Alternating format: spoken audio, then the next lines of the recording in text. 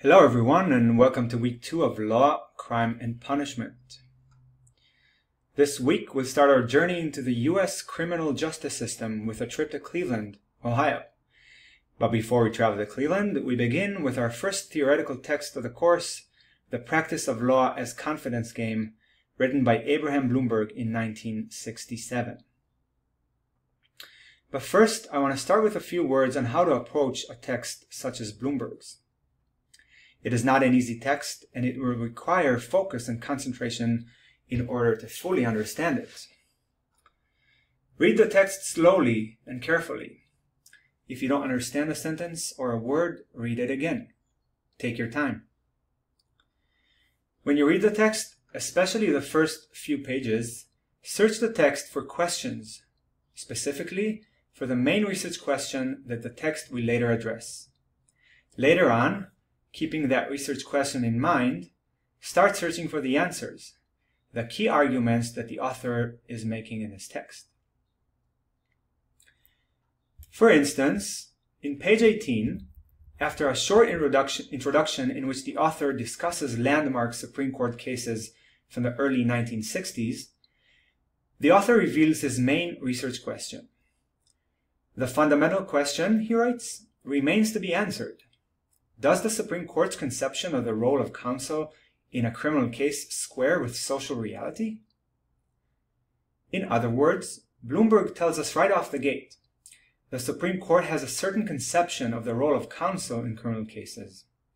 He states, am going to show you that in reality, the role of counsel is a very different one.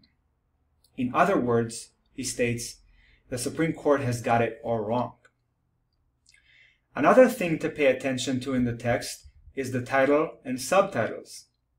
Often they provide us with a short, clear, and succinct version of the longer and more sophisticated ones we'll encounter in the text itself. For instance, in page 18, the subtitle states the following: Court structure defines the role of defense lawyer.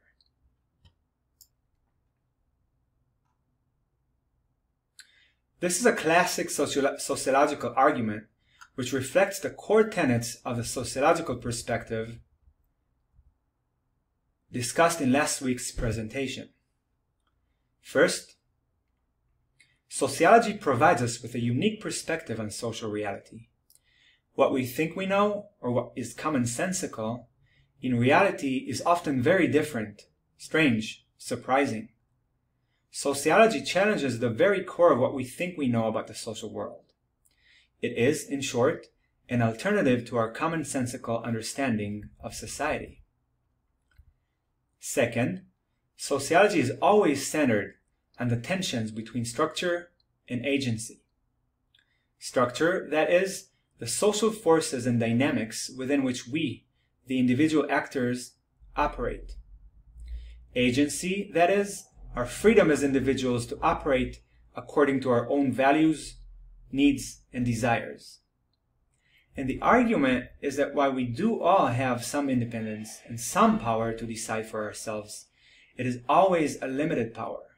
There are limits and boundaries to what we can and cannot imagine, think, and do.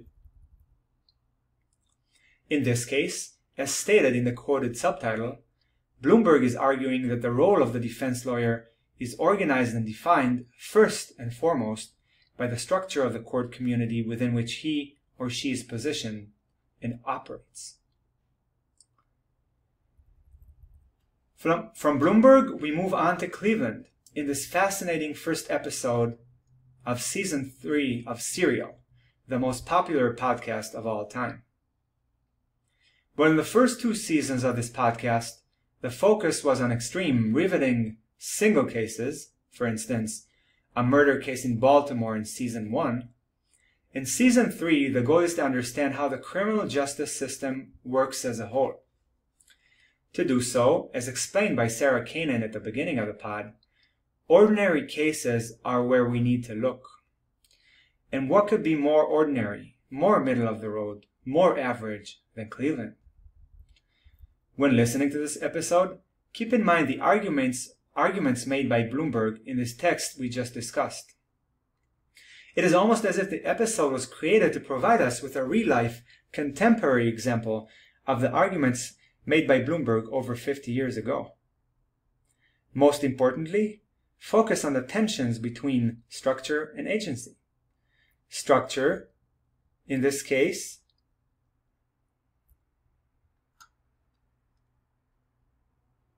the Cleveland Justice Center community. An agency is Russ's ability to serve as Anna's defense lawyer within the confines of the norms, limits, and expectations of the Cleveland court community. And at the end of the day, there's, of course, Anna, the tragic hero of our story.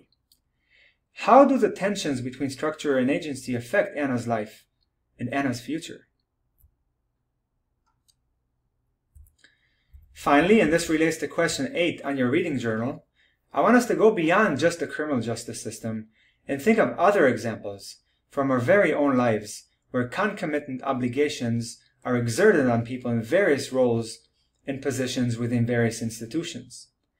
How about the university, for instance? Can you think of a similar role to a defense counsel where pressures emanating from the institution make that role a bit different than how we tend to think of it? I hope that you enjoyed this week's text and the pod. We will continue our journey next week when we'll move on to talk about crime in America. Take care.